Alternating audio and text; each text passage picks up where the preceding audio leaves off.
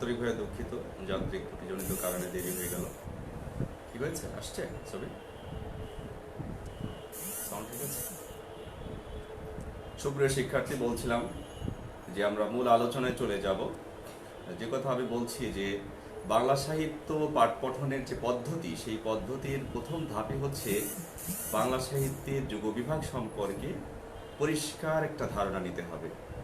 সেই ধারণা মুখস্থর মতো করে নিয়ে প্রচলিত বই পুস্তকে যেভাবে আছে ওইভাবে নিলে চলবে, এটাকে একদম মাথার মধ্যে পুরোটা নিয়ে নিতে হবে। এই মুহূর্তে আমি আপনাদের বলবো, দেশে এবং দেশের বাইরে যারা শুনছেন, আপনি যদি মনোযোগ দিয়ে শোনেন তাহলে কিন্তু আপনার মনে থাকবে, আমৃত্যু মনে থাকবে, আমার বিশ্বাস।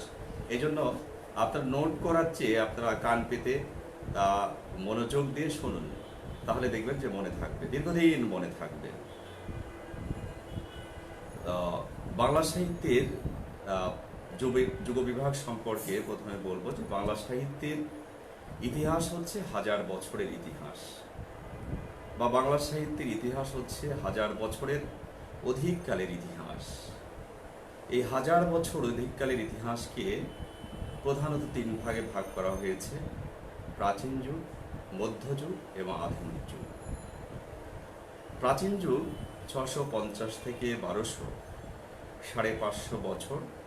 এ মতটি দিয়েছেন শ্রেষ্ঠ ভাষাবিজ্ঞানী ডক্টর মোর্শেদুল্লাহ। এই তথ্যটি যারা আমাকে শুনছেন দেখছেন সবাই কিন্তু জানেন, কিন্তু ডক্টর মোর্শেদুল্লাহ কোথাও বলেননি যে বাংলা সাহিত্যের প্রাচীন যুগ 650 থেকে 1200। তাহলে আমরা কেন বলছি? তার গবেষণায় তিনি বলেছেন যে চর্যাপদের প্রাচীনতম কবি 7ম শতাব্দীর মাঝামাঝি বর্তমান ছিলেন। তো 7ম শতাব্দীর মাঝামাঝি যদি তিনি বর্তমান থাকেন, সেই হিসেবে আমরা ধরে নিয়েছি, সাধারণ জনের বোঝানোর জন্য 650টা আমরা নির্ধারণ করেছি। আবার 1200 যে বলছি, এটাও কিন্তু ডক্টর মোর্শেদুল্লাহ কোথাও বলেননি। তিনি বলেছেন যে চর্যাপদের সর্বশেষ কবি দ্বাদশ শতাব্দীর শেষ পর্যন্ত হতে পারে। তার এই মতামতটিকে আমরা সহজ করে বলছি যে বাংলা সাহিত্যের প্রাচীন যুগ 650 থেকে 1200, 550 বছর। তাহলে এই তথ্যটি আপনাকে মনে রাখতে হবে যে বাংলা সাহিত্যের প্রাচীন যুগ 650 থেকে 1200, 550 বছর। এই মতটি দিয়েছেন শ্রেষ্ঠ ভাষাবিজ্ঞানী ডক্টর মোর্শেদুল্লাহ। তার সঙ্গে ভিন্ন মত পোষণ করেছেন ডক্টর সুনীতি কুমার চট্টোপাধ্যায়। তিনি বলেছেন বাংলা সাহিত্যের প্রাচীন যুগ 950 থেকে 1200, 250 বছর। কিন্তু আমি যেভাবে বললাম বা আমরা যেভাবে শিখি, ডক্টর সুনীতি কুমার চট্টোপাধ্যায়ও কিন্তু কোথাও এভাবে বলেননি যে বাংলা সাহিত্যের প্রাচীন যুগ 950 থেকে 1200, 250 বছর বলেন। বরং তার গবেষণায় তিনি বলেছেন যে চর্যাপদের প্রাচীনতম কবি 10ম শতাব্দীর মাঝামাঝি হয়তোবা ছিলেন এবং শেষ কবি দ্বাদশ শতাব্দীর শেষ পর্যন্ত। সেই হিসেবে আমরা সর্বসাধারণের বোঝানোর জন্য বলি যে 950 থেকে 1200, 250 বছর বাংলা সাহিত্যের প্রাচীন যুগ। ডক্টর সুনীতি কুমার চট্টোপাধ্যায় তাঁর এই মতটি অধিকাংশ গবেষক কিন্তু সমর্থন করেছেন। তো ডক্টর মোর্শেদুল্লাহর মতে 550 বছর, আর ডক্টর সুনীতি কুমার চট্টোপাধ্যায়ের সহ অধিকাংশ গবেষকের মতে 250 বছর। তাহলে আমরা বলতে পারি বাংলা সাহিত্যের প্রাচীন যুগ 550 বছর অথবা 250 বছর। এই 550 বছর বা 250 বছর থেকে বিশেষ প্রিলিতে কোশ্চেন হতে পারে, রিটেনে কোশ্চেন হতে পারে, ভাইভাতে কোশ্চেন হতে পারে। প্রিলিতে কিভাবে কোশ্চেন হতে পারে, রিটেনে কিভাবে হতে পারে, ভাইভাতে কিভাবে হতে পারে? প্রিলিতে এই যে যুগবিভাগ সম্পর্কে যে কথা বলেছি, এখান থেকে প্রশ্ন হতে পারে। আর এই 550 বছর বা 250 বছরের একমাত্র সাহিত্যিক নিদর্শন কিন্তু চর্যাপদ। বাংলা সাহিত্যের একমাত্র প্রাচীন নিদর্শন চর্যাপদ। সেই চর্যাপদ এই 550 বছর ধরে বা 250 বছর ধরে রচিত হয়েছে। আমরা যখন বিশেষ ক্লাসে পড়াই, একজন শিক্ষার্থী, একজন প্রতিযোগীও কিন্তু জিজ্ঞেস করে না কখনো যে একটি গ্রন্থ কিভাবে 550 বছর ধরে রচিত হতে পারে, একটি গ্রন্থ কিভাবে 250 বছর ধরে রচিত হতে পারে। তাদের বয়স তো, কারো বয়স আমরা দেখি 40 বছর, 50, 55 বা 60, 70 এরকম ছিল। তাহলে এই চর্যাপদ কিভাবে এত দীর্ঘ সময় ধরে রচিত হলো? আসলে চর্যাপদ এই 550 বছর বা 250 বছর ধরে রচিত হবার যৌক্তিক কারণ হচ্ছে চর্যাপদের কবি তো একজন ছিলেন না। চর্যাপদের কবি 24 জন পদকর্তাকে পেয়েছি, বা 24 জন কবিকে পেয়েছি, বা 24 জন গায়ককে পেয়েছি। তাদের মধ্যে কেউ 7ম শতাব্দীর, কেউ 8ম শতাব্দীর, কেউ 9ম শতাব্দীর, কেউ 10ম, কেউ একাদশ, কেউ দ্বাদশ শতাব্দীর। এক একজন এক এক শতাব্দীর ছিলেন। তাদের অঞ্চলও ছিল ভিন্ন ভিন্ন। তারা বৌদ্ধ সহজিয়া ধর্মের সাধন তত্ত্বের কথাগুলো তারা বলে গেলেন। বৌদ্ধ সহজিয়া ধর্মের সাধন তন্ত্রের কথাগুলো, চলে যাও, সাধন, এটা বন্ধ করে দাও, ডিস্টার্ব হচ্ছে। সাধন তন্ত্রের কথা বলে গেলেন। সেগুলো কালেক্ট করা হয়েছে 7ম শতাব্দী, 8ম, 9ম, 10ম, একাদশ কালেক্ট করা হয়েছে, গ্রন্থবদ্ধ হয়েছে। যে কারণে এর সময়টা 550 বছর বা 250 বছর। আমি কিন্তু চর্যাপদ সম্পর্কে এখনো বলিনি, চর্যাপদ পড়াইনি। চর্যাপদ পড়ানো যখন শেষ করব তখন কিন্তু আমি বলে দেব যে প্রাচীন যুগে 550 বছর বা 250 বছর পড়া শেষ। কিন্তু এখন বলেছি কি, এই 550 বছর এবং 250 বছরে আমরা কি পেয়েছি সে কথাটি কিন্তু আমি বলেছি। এটা কিন্তু বুঝতে হবে। আমি কিন্তু চর্যাপদ পড়াইনি এখনো। বাংলা সাহিত্যের এই প্রাচীন যুগ শেষ হলে শুরু হবে বাংলা সাহিত্যের মধ্যযুগ। বাংলা সাহিত্যের মধ্যযুগ 1201 থেকে 1800 সাল পর্যন্ত 600 বছর। সাধারণভাবে আমরা শিখি, সাধারণভাবে আমরা পড়ি বাংলা সাহিত্যের মধ্যযুগ 1201 থেকে 1800, 600 বছর। কিন্তু প্রকৃতপক্ষে বাংলা সাহিত্যের এই মধ্যযুগ 600 বছর নয়। কারণ বাংলা সাহিত্যের প্রাচীন এবং মধ্যযুগের মাঝে একটা কমিউনিকেশন গ্যাপ সৃষ্টি হয়েছে, একটি অন্তর্বর্তীকালীন সময় রয়েছে। সেটি হচ্ছে 1201 থেকে 1350, 150 বছর। 1201 থেকে 1350, 150 বছর বাংলা সাহিত্যের অন্ধকার যুগ। কেন? এ সময় কি সূর্য উদিত হয়নি? তাহলে অন্ধকার যুগ এই জন্য যে এই 150 বছরের বাংলা সাহিত্যের কোনো নিদর্শন এখনো পর্যন্ত আমাদের হাতে এসে পৌঁছেনি। তাহলে বুঝতেই পারছেন যে অন্ধকার যুগ এমন একটি যুগ যে যুগের বাংলা সাহিত্যের কোন নিদর্শন এখনো পর্যন্ত আমাদের হাতে এসে পৌঁছেনি। এই অন্ধকার যুগ সৃষ্টির জন্য দায়ী করা হয়েছে তুর্কি সেনাপতি ইখতিয়ারউদ্দিন মোহাম্মদ বিন বখতিয়ার খলজিকে। তিনি 1201, মতান্তরে 1204, বাংলাপিডিয়া মতে 1207 সালে হিন্দু সর্বশেষ রাজা লক্ষণ সেনকে পরাজিত করে মুসলিম শাসন প্রতিষ্ঠা করেন। মুসলিম শাসন প্রতিষ্ঠার পর এই অঞ্চলে কেমন পরিবেশ সৃষ্টি হলো সে বিষয়ে দুদল গবেষক ভিন্ন ভিন্ন মত পোষণ করেছেন। একদল গবেষক মত দিচ্ছেন যে মুসলিম শাসন প্রতিষ্ঠার পর মুসলিম শাসকদের অত্যাচার, অনাচার, তাদের ধ্বংসযজ্ঞের কারণে এ অঞ্চল বিপর্যস্ত হয়ে পড়ে। সাহিত্য রচনার অনুকূল পরিবেশ বিনষ্ট হয়, ফলে এ সময় কোনো সাহিত্য রচিত হয় না। আরেকদল গবেষক বলছেন যে না, মানি না। মুসলিম শাসন প্রতিষ্ঠার পর এ অঞ্চলে শান্তি শৃঙ্খলা বিরাজমান ছিল, সাহিত্য রচনার অনুকূল পরিবেশ ছিল, সাহিত্য রচিত হল। কিন্তু প্রাকৃতিক দুর্যোগে বা ভিন্ন কোনো কারণে, যেমন পোকামাকড়ে কেটে নষ্ট করে ফেলায়, সেগুলো আমাদের হাতে এসে পৌঁছেনি। অন্ধকার যুগে বাংলা সাহিত্য রচিত হলো কি হলো না সেটি হতে পারে বিতর্কের বিষয়, হতে পারে বিতর্কিত। কিন্তু এই 150 বছরের বাংলা সাহিত্যের কোনো নিদর্শন যেহেতু এখনো পর্যন্ত আমাদের হাতে এসে পৌঁছেনি, যে কারণে এই 150 বছরকে অন্ধকার যুগ বলাই অধিক যুক্তিযুক্ত।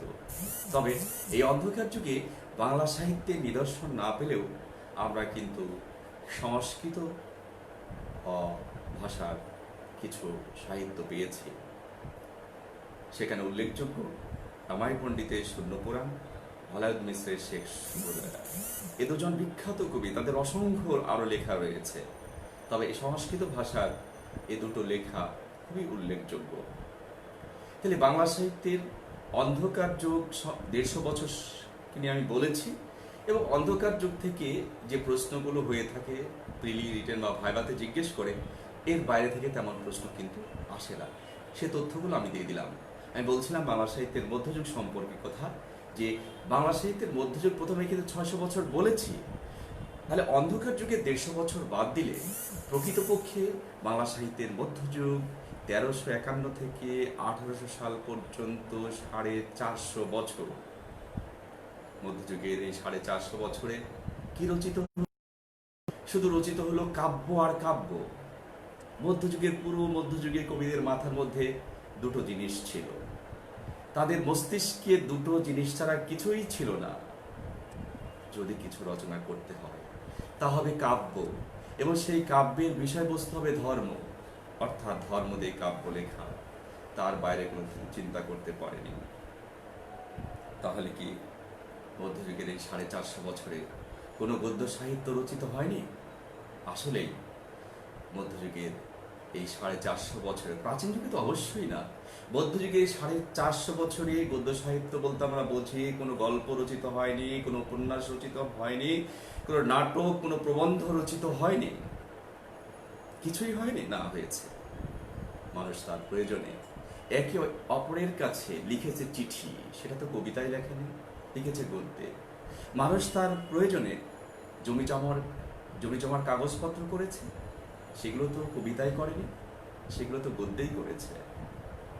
মানুষ, মুসলিম শাসন 500 বছর অধিককাল ছিল, এই সময়ে হিউজ আইন গ্রন্থ ট্রান্সলেট হয়েছে, আইন গ্রন্থ অনুবাদ করেছে, সেগুলো তো কবিতায় হয়নি, সেগুলো তো গদ্যে হয়েছে। তাহলে পত্র, দলিল, দস্তাবেজ, আইন গ্রন্থের অনুবাদ আমরা পেয়েছি, এগুলোকে আমরা গদ্য বলতে পারি, কিন্তু সাহিত্যিক মানে সেগুলো উত্তীর্ণ হতে পারেনি। সেগুলো গদ্য, কিন্তু গদ্য সাহিত্য নয়। সুপ্রিয় শিক্ষার্থীবৃন্দ, আমি কিন্তু প্রথমে একটি কথা আপনাদের বলেছি, বাংলা সাহিত্য যদি আপনি বুঝতে চান, বাংলা সাহিত্য যদি আপনি আত্মস্থ করতে চান, হৃদয়ঙ্গম করতে চান, যদি মনে রাখতে চান, সর্বোপরি প্রিলি, রিটেন, ভাইভাতে ভালো করতে চান, তাহলে অবশ্যই আপনাকে সাহিত্যটা সিকোয়েন্স মেনে পড়তে হবে, ভেতরে প্রবেশ করতে হবে, এটাকে আপনাকে হজম করতে হবে, একদম ডাইজেশন করে ফেলতে হবে। তাহলে আপনি নিজের মতো করে এগুলো নিয়ে খেলতে পারবেন। মুখস্থ করে সাহিত্য কোনোভাবেই, কোনো ক্রমেই ভালো করা সম্ভব না। 20টি সাহিত্যের প্রশ্নের মধ্যে আপনি 4টি-5টি প্রশ্নের উত্তর দিয়ে বসে থাকতে হবে, তারপরে পারবেন না। কিন্তু যদি আপনি রপ্ত করতে পারেন, তাহলে আত্মস্থ করতে পারেন, তাহলে ভালো করবেন। পুরো মধ্যযুগ তাহলে কাব্যই রচিত হলো। দুটো ধারা আমরা দেখব মধ্যযুগের। একদিকে হিন্দু ধর্মাবলম্বী কবিরা দেবদেবী নির্ভর অসংখ্য কাব্য রচনা করছেন, ঠিক তার বিপরীতে মুসলিম কবিরা রচনা করছেন রোমান্টিক কাব্য। হিন্দু ধর্মাবলম্বী কবিরা যে কাব্য রচনা করছেন তার মধ্যে প্রধানত মঙ্গল কাব্য। মঙ্গল কাব্য শত শত বছর ধরে রচিত হয়েছে, 400 বছর ধরে অসংখ্য কবি বৃহত্তর বাংলার অঞ্চলে এই মঙ্গল কাব্য রচনা করেছেন। আমি একটু বর্ণনা দেব, তার আগে মধ্যযুগের একটা সংক্ষিপ্ত ধারা দিই, যে মধ্যযুগের এই 450 বছরে কি ছিল। মধ্যযুগের এই 450 বছরে প্রবেশ করে আমরা আমাদের দেখা হবে শ্রীকৃষ্ণ কীর্তন কাব্যের সঙ্গে। শ্রীকৃষ্ণ কীর্তন কাব্য, বৈষ্ণব পদাবলী, মঙ্গল কাব্য, অনুবাদ সাহিত্য, রোমান্টিক কাব্য, আরাকান রাজশাহী বাংলা সাহিত্য, পুঁথি সাহিত্য, নাচ সাহিত্য, মর্সিয়া সাহিত্য, কবিয়ালা সাহেব ডাক ও খনার বচন, এই সাহিত্য কর্মগুলো আমরা পাব। আমরা প্রথমেই তো শ্রীকৃষ্ণ কীর্তন কাব্য পাব, তারপরে মধ্যযুগের যে সবচেয়ে বড় একটি জায়গা দখল করে আছে মঙ্গল কাব্য, অনেক বড় একটি জায়গা দখল করে আছে। অসংখ্য কবি মঙ্গল কাব্য রচনা করেছেন। মঙ্গল কাব্যের জনপ্রিয়তা ছিল আকাশচুম্বী। তারা এই আকাশচুম্বী জনপ্রিয়তার কারণ হচ্ছে মঙ্গল কাব্যগুলোকে একদিকে যেমন তারা ধর্মীয় গ্রন্থ জ্ঞান করেছে এবং তাদের বিনোদনেরও মাধ্যম ছিল। তখন মানুষের যে বিনোদন ছিল, এখনকার বিনোদন আর তখনকার বিনোদনের মধ্যে যথেষ্ট তফাৎ রয়েছে। বিনোদনটা তারা এনজয় করত, তার কারণ বিনোদনটা তৈরি করতে পরিশ্রম করতে হতো, সময় লাগতো। কিন্তু আজকের বিনোদন কিন্তু আমাদের একটি আঙ্গুলের মধ্যে চলে আসছে, যে কারণে বিনোদনটা আমরা এনজয় করতে পারি না। সুপ্রিয় শিক্ষার্থীবৃন্দ, আমি বলছিলাম তাহলে মধ্যযুগের এই 450 বছর অসংখ্য কবিরা শুধু কাব্য রচনা করেছেন। আমি যে কাব্যগুলোর কথা বলেছি এগুলো যদি আমরা পড়তে পারি তাহলে মধ্যযুগের 550 বছর, মধ্যযুগের 450 বছরের পর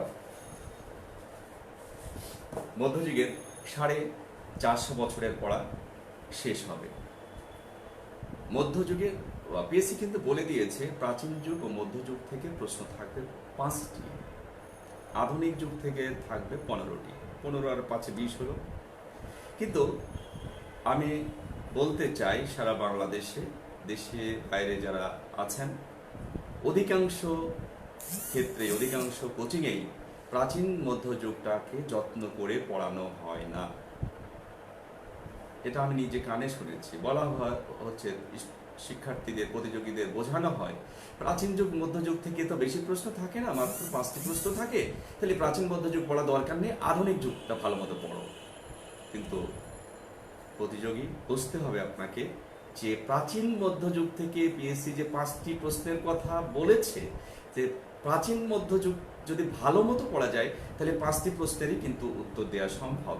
কিন্তু আধুনিক যুগ থেকে আমরা যতই পড়ি 15টির মধ্যে 15টি প্রশ্নের উত্তর দেওয়া তো সম্ভব না। এদিক থেকে প্রাচীন মধ্যযুগের গুরুত্ব বেশি। আরেকটি গুরুত্ব হচ্ছে প্রাচীন মধ্যযুগের ভিত্তিটা যদি না থাকে তাহলে আধুনিক যুগে ভালো করা যায় না। এই জন্য প্রাচীন মধ্যযুগের ভিত্তিটা থাকা দরকার, তাহলে আধুনিক যুগের সাহিত্যের সময়কালটা বোঝা যায়, সিকোয়েন্সটা বোঝা যায় এবং সেটা ধরতে সহজ হয় যে প্রশ্নের উত্তরটা কেমন হবে। বিভিন্ন সাল মনে রাখার জন্য এই যুগবিভাগকে সাথে মিলিয়ে প্রাচীন মধ্যযুগ পড়ে আধুনিক যুগে প্রবেশ করতে হয়। আমি কিন্তু মধ্যযুগ কিন্তু পড়াইনি, মধ্যযুগে কি আছে সেগুলো জাস্ট মেনশন করেছি এবং বলেছি যে এগুলো যদি আমরা পড়তে পারি তাহলে 5টি প্রশ্নেরই কিন্তু উত্তর দেওয়া সম্ভব। আল্লাহর অশেষ মেহেরবানিতে আমি এ পর্যন্ত ঢাকা সহ সারা বাংলাদেশে প্রাচীন মধ্যযুগের যে ক্লাসগুলো নিয়েছি, আধুনিক যুগের যে ক্লাসগুলো নিয়েছি, প্রাচীন মধ্যযুগের সবগুলো প্রশ্নই কমন পেয়েছে। আধুনিক যুগও পড়িয়েছি, কিন্তু আমি কোথাও কিন্তু কখনো বলিনি যে আধুনিক যুগ যা পড়িয়েছি সব প্রশ্ন এখান থেকে কমন পাওয়া যাবে, তা কিন্তু আমি কখনো বলিনি। কিন্তু প্রাচীন যুগ থেকে বলা যায়। কেন বলতে পারছি? যে যা পড়িয়েছে সেখান থেকে প্রতিযোগীরা কমন পেয়েছে, যে কারণে এই কথাটা আমি বলতে পারছি। কিন্তু আধুনিক যুগ থেকে সেটা সম্ভব হয়নি। হ্যাঁ, আধুনিক যুগের কিছু টেকনিক আমি আপনাদের শিখিয়ে দেবো আজকে, কিভাবে আধুনিক যুগটা পড়া দরকার। তাহলে বাংলা সাহিত্যের মধ্যযুগ শেষ হলেই শুরু হয় বাংলা সাহিত্যের আধুনিক যুগ। বাংলা সাহিত্যের আধুনিক যুগ 1801 থেকে বর্তমান পর্যন্ত 219, আজকে আমি যে সময় বসে আপনাদের সঙ্গে কথা বলছি, 219 বছর অধিক কাল। বাংলা সাহিত্যের আধুনিক যুগ 219 বছরের অধিক কাল। মনে রাখবেন যে এই 219 বছরের অধিক কাল থেকে প্রশ্ন আসবে হচ্ছে 15টি। আপনি তো এখানে তো একটা ধারণা করতে পারেন, যতগুলো সাল থাকবে আধুনিক যুগের, সেই সাল তো 1801 থেকে আজ পর্যন্ত, এর বাইরে তো সাল থাকবে না আধুনিক যুগের কোনো কোশ্চেন হলে। আবার প্রথম 100 বছরের যে রচনা সম্ভার বা আধুনিক যুগের প্রথম যে উন্মেষ পর্বের যে রচনাটা কাল আছে 1801 থেকে 60 পর্যন্ত, এখানে কোনো খুব বেশি কিন্তু লেখা পাওয়া যাবে না। আবার রিসেন্ট যে লেখাগুলো আসছে সাহিত্যকর্মে, সেখান থেকে খুব বেশি প্রশ্ন হয় না। সুতরাং এটা বুঝিয়ে দেওয়া যায় যে যতগুলো সাল থাকবে, 219 বছরের কথা তো বলছি, এই সালগুলো 150 বছরের মধ্যে অধিকাংশ সালগুলোই থাকে। এবং সাল মনে রাখার প্রসঙ্গক্রমে আমি একটা কথা বলে যাই যে আপনি দেখলেন যে বঙ্কিমের প্রথম উপন্যাস হচ্ছে দুর্গেশ নন্দিনী, 1865 সালে প্রকাশিত হয়েছে। 1887 সালে তার সীতারাম সর্বশেষ প্রকাশিত। তাহলে 1865 থেকে 1887 তার যত উপন্যাসগুলো আছে এই সময়ের মধ্যেই তো রচিত হয়েছে। এই ধারণাটা আপনি আগে নেন, আগেই তো আপনাকে মুখস্থ করা দরকার নেই যে এত এত এত সাল। আগে আপনি মনে করেন যে বঙ্কিমের রচনাটা কত সাল থেকে কত সাল পর্যন্ত সব সালগুলো আছে, এর বাইরে তো সালগুলো নেই। তাছাড়া সব সাল কিন্তু আসে না। বিখ্যাত গ্রন্থের সাল আসে, বিখ্যাত লেখকের জীবনকাল থেকে সালগুলো এসে থাকে। কোন সালটি আসবে সেটা বোঝা যায়। আমি সারা বাংলাদেশে পড়াতে গিয়ে তো অসংখ্যবার একটা সাল কিন্তু বলেছিলাম, আসে না আসে না আসে না। শেষ পর্যন্ত 37তম বিসিএস পরীক্ষা কিন্তু এসে গেছে। প্রশ্নটা ছিল কি, যে ভারতচন্দ্রের মৃত্যু। ভারতচন্দ্রের মৃত্যু সালটা কেন এলো? এটা তো এমন কোনো ক্লাস নেই যে আমি ক্লাস নিতে যে এই সালটা লেখায়নি, আসে না। সবাই তো ভাবে যে স্যার এটা কেন লিখে দেয়, কিন্তু এই সালটা তো এসে গেল পরে। কেন এলো?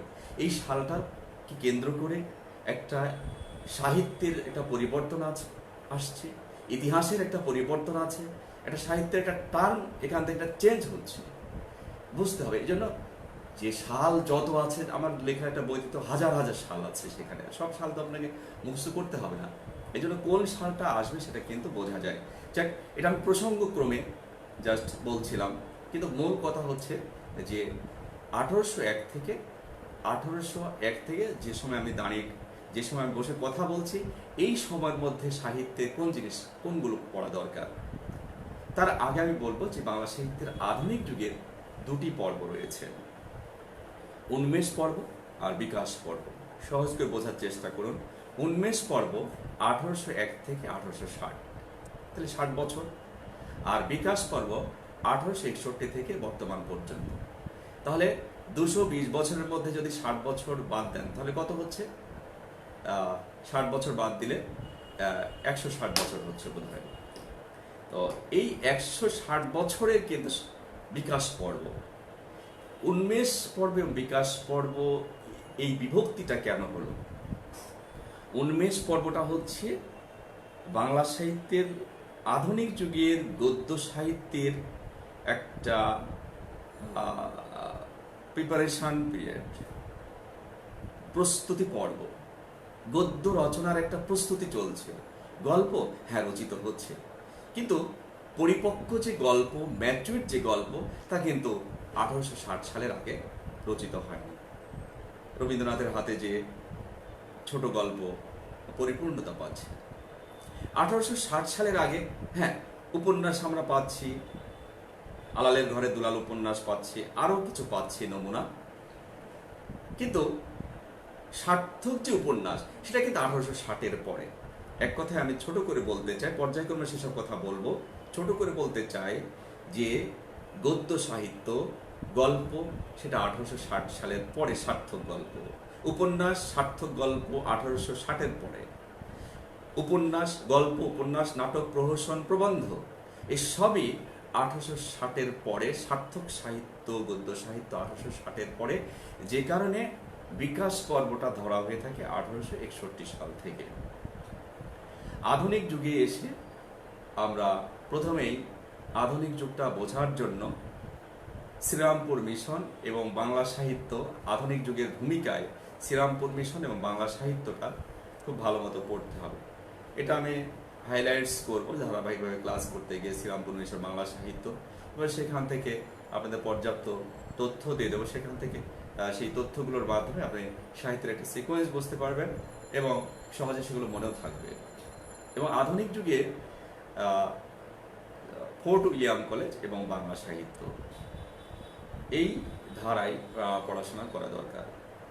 ফোর্ট উইলিয়াম কলেজ বাংলা সাহিত্যের আধুনিক যুগ সৃষ্টিতে খুবই গুরুত্বপূর্ণ ভূমিকা রেখেছে, যে কারণে ফোর্ট উইলিয়াম কলেজ পড়া দরকার।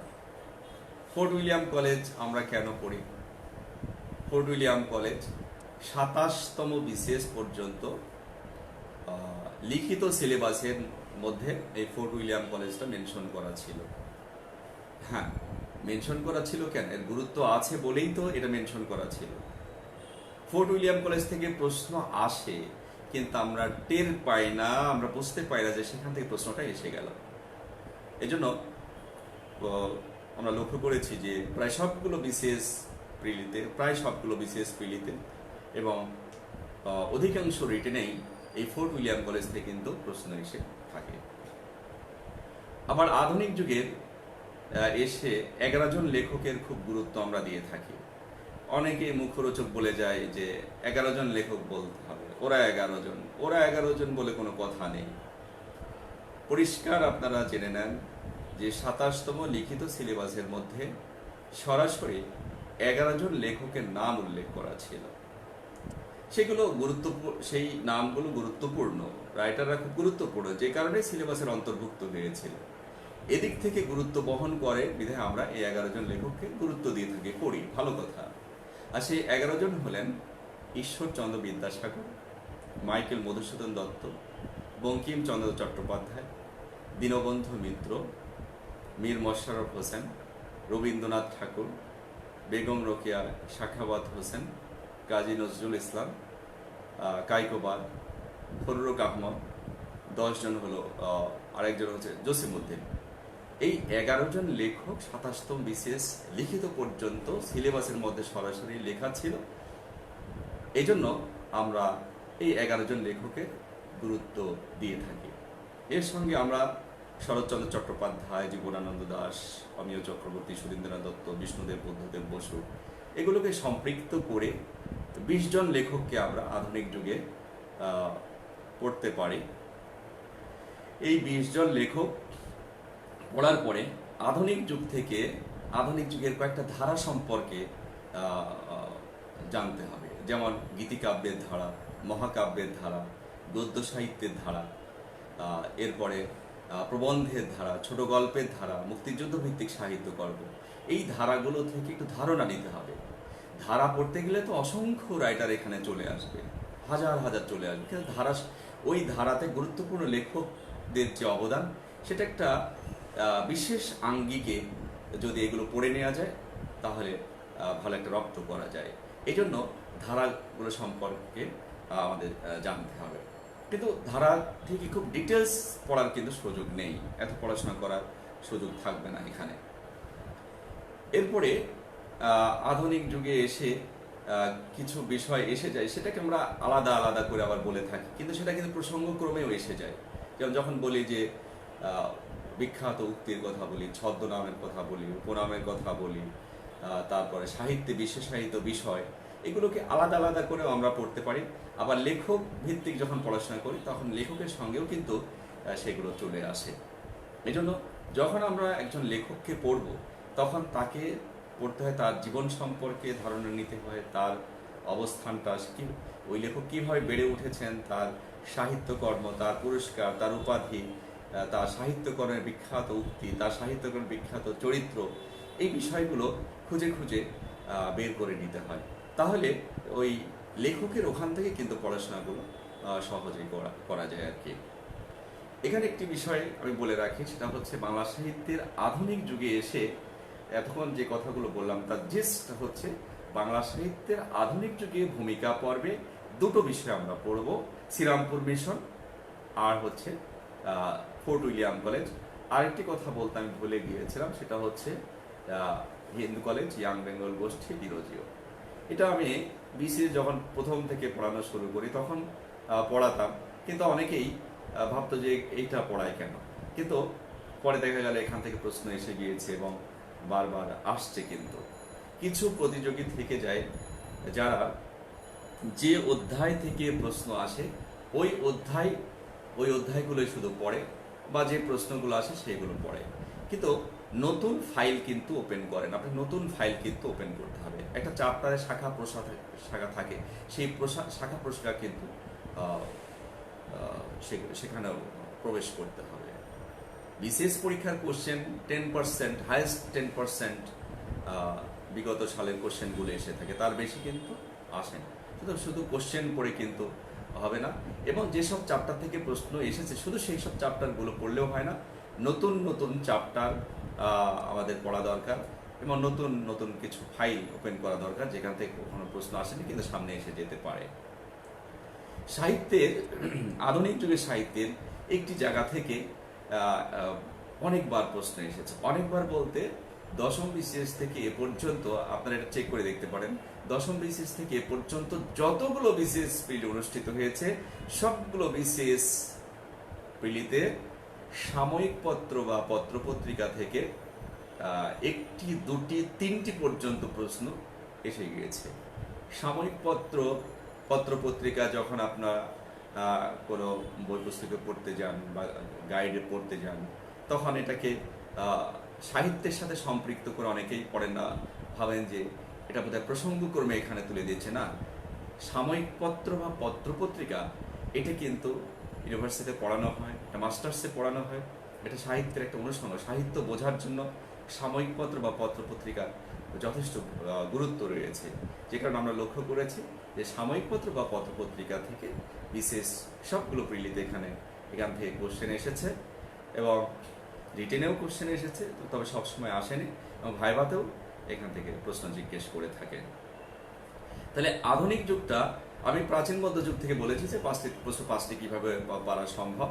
যারা পরে আমাকে দেখছেন, শুনছেন, এই জন্য হিন্টস দিয়ে দিচ্ছি যে প্রাচীন মধ্যযুগটা নিশ্চিতভাবে পড়া দরকার, যাতে 5টি প্রশ্নে আমরা কমন পাই। আর আধুনিক যুগে যে 15টি প্রশ্ন থাকে, আমাদের টার্গেট রাখা দরকার যে কোশ্চেন যদি স্ট্যান্ডার্ড হয় তাহলে অন্তত যেন 10-এর উপরে আমি পাই, এরকম একটা টার্গেট রাখা দরকার।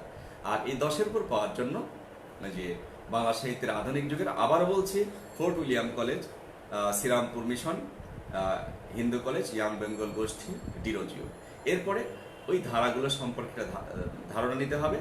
আর 11 জনের সঙ্গে আরও কয়েকজন লেখকের নাম আমি উল্লেখ করেছি, এগুলো আমি আমার আইডিতে দিয়ে দেব, সুন্দর করে লিখে এটা দিয়ে দেবো। 20 জন বা 25 জনের নাম লিখে দিয়ে দেব। এরপর সাময়িক পত্র এই পর্যন্ত যদি পড়া যায় তাহলে 15-র মধ্যে 10টি প্রশ্নের উত্তর করা সম্ভব। আর থাকলো কয়েকটি? মাত্র 5টি প্রশ্ন। এই 5টি প্রশ্নের জন্য প্রাচীন যুগ, মধ্যযুগ, আধুনিক যুগ এ পর্যন্ত যা পড়লেন তার 100 গুণও যদি পড়েন, তাও ওই 5টি প্রশ্নের উত্তর দেওয়া আপনার জন্য রিস্কি হয়ে যাবে। আমি নিশ্চয়ই আপনাদের বোঝাতে পেরেছি যে সাহিত্যটা কিভাবে পড়া দরকার। আজকে আমি আধুনিক যুগ নিয়ে কথা বলছি। এরপরে ক্লাস, আগামীকালকে লাইভ ক্লাস হবে। আগামীকালকে লাইভ ক্লাসে কিন্তু আমি বাংলা সাহিত্যের প্রাচীন যুগের চর্যাপদ পড়ে শেষে আপনাদের বলবো যে প্রাচীন যুগের 550 বছর বা 250 বছর পড়া শেষ করে দিলাম। এবং যারা ওই লাইভ ক্লাসে আমাকে শুনবেন, দেখবেন, তারা ওখানে ভালো মতো মনোযোগ দিয়ে যদি আপনারা শুনতে পারেন, যেহেতু ক্লাসটা থাকবে, পরবর্তীতে আপনারা নোট করবেন, ওখান থেকে একটি প্রশ্ন আপনারা কমন পেয়ে যাবেন। আমরা অনেকেই আলতু ফালতু কথা কিন্তু অনেক সময় বলে থাকে, ক্লাসে ঢুকে বলি যে আজকের এই ক্লাস থেকে 5টি প্রশ্ন কমন পড়বে, আজকের এই ক্লাস থেকে 3টি প্রশ্ন কমন পড়বে, আজকের এই ক্লাস থেকে 8টি প্রশ্ন কমন পড়বে। কোচিং সেন্টারগুলো সাধারণত ক্লাস দেয় 120টি, 30টি, 40টি, 50টি, ধরেন, বা 200টি ক্লাস দেয়, ধরে নিলাম 150টি ক্লাস দেয়। তো 150টি ক্লাস থেকে যদি গড়ে 3টি করে প্রশ্ন কমন পড়ে, তাহলে তা আপনার প্রশ্ন কমন পড়তে হবে 450। প্রশ্ন থাকে হচ্ছে 200, আর প্রশ্ন কমন পড়ে গেল হচ্ছে আপনার কত বলেন? 450 প্রশ্ন কমন পড়ে গেল। এই হচ্ছে অবস্থা। 200টি প্রশ্ন থাকে, 150টি ক্লাস। 2টি ক্লাস মিলেও যদি প্রতিযোগী ওই ক্লাস থেকে যদি একটি প্রশ্ন কমন পায়, বিশাল ব্যাপার, অনেক দূরে এগিয়ে যেতে পারবে। এই জন্য একদিনে ক্লাস করে আপনি অনেকগুলো প্রশ্ন কমন পেয়ে যাবেন, এইসব কথা কিন্তু সত্য নয়। বিশেষ এমন একটি পরীক্ষা, এখানে পড়াশোনা করে দিল করে নিজেকে তৈরি করতে হয়। হ্যাঁ, এটা এমন নয় যে কোনো জাদুর কাঠি না, যে আমি স্পর্শ করে দিলাম আর হয়ে গেল, সুইচ টিপ দিলাম আর হয়ে গেল না। এটা সময় নিয়ে পড়াশোনা করতে হয়, ধৈর্য। এই যে গতকাল যারা সফল হয়েছে, সুপারিশপ্রাপ্ত যে ক্যাডার, তাদের গল্প আপনারা শোনেন। তাদের সবার মধ্যে একটা কমন বৈশিষ্ট্য আছে, লিখে রাখেন ডায়েরিতে আজকে। যারা বিশেষ ক্যাডার হয়েছে তাদের সবার মধ্যে কমন একটা বৈশিষ্ট্য, যে তারা ধৈর্যশীল। অস্থির চিত্তের মানুষগুলো তারা কখনো এই লাইনে অন্তত সফল হতে পারে না। যারা অস্থির চিত্তের তাদের এই লাইনে না আসা ভালো।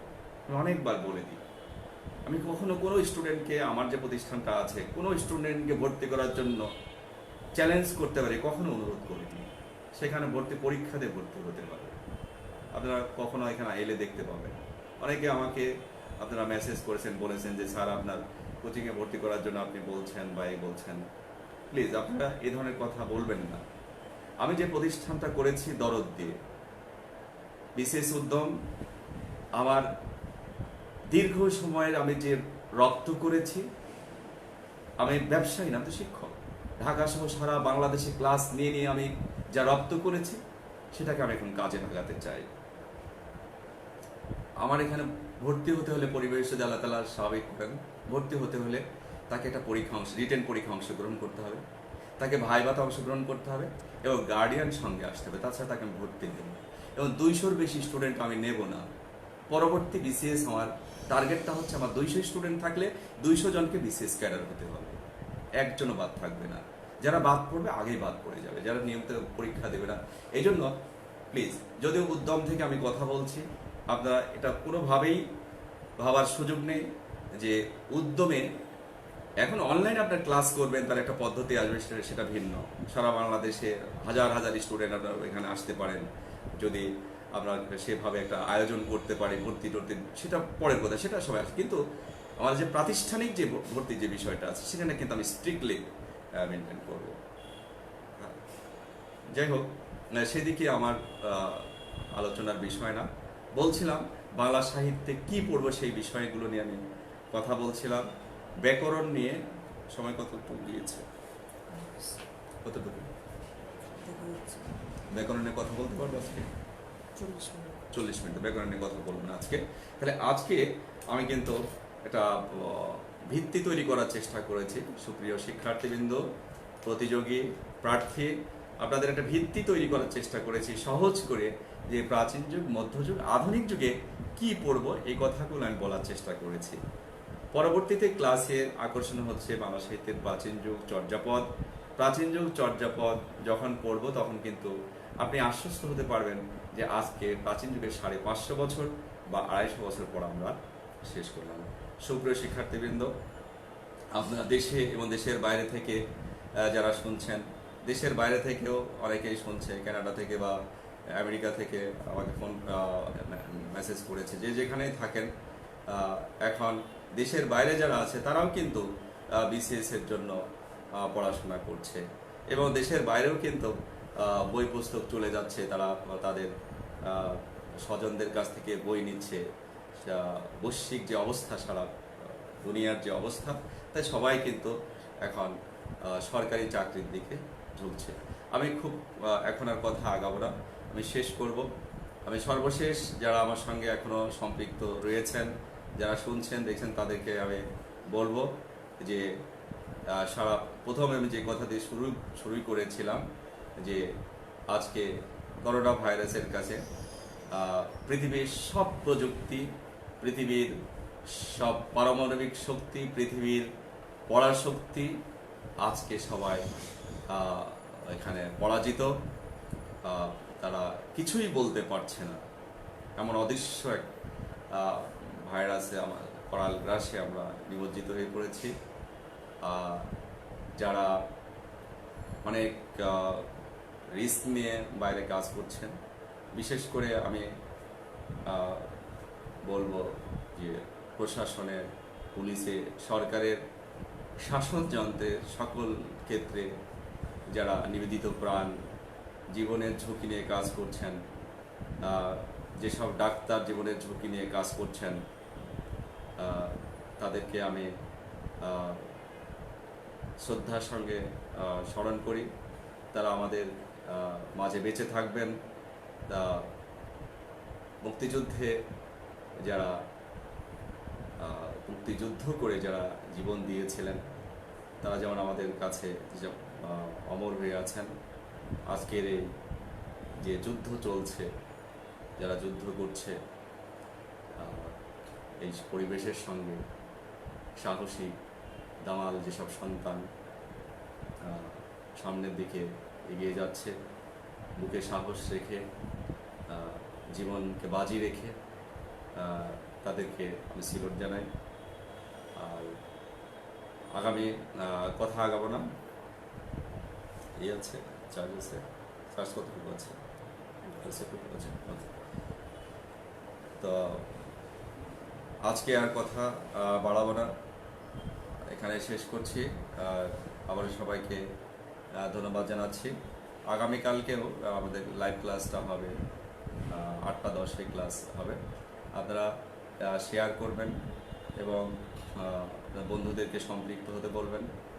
আর আপনারা যখন লাইভ ক্লাসটা চলবে, তো অনেকে বলছেন যে লিখতে চেয়েছেন, লাইভ ক্লাসটা যখন চলবে তখন লেখা দরকার নেই, আপনারা শুনবেন। তার কারণ এখানে আমার আইডিতে এই ভিডিওটা থাকবে আর কি। তো ধন্যবাদ সবাইকে, ভালো থাকবেন, সুস্থ থাকবেন, আল্লাহ হাফেজ, আসসালামু আলাইকুম রহমতুল্লাহ বারাকাতুহু।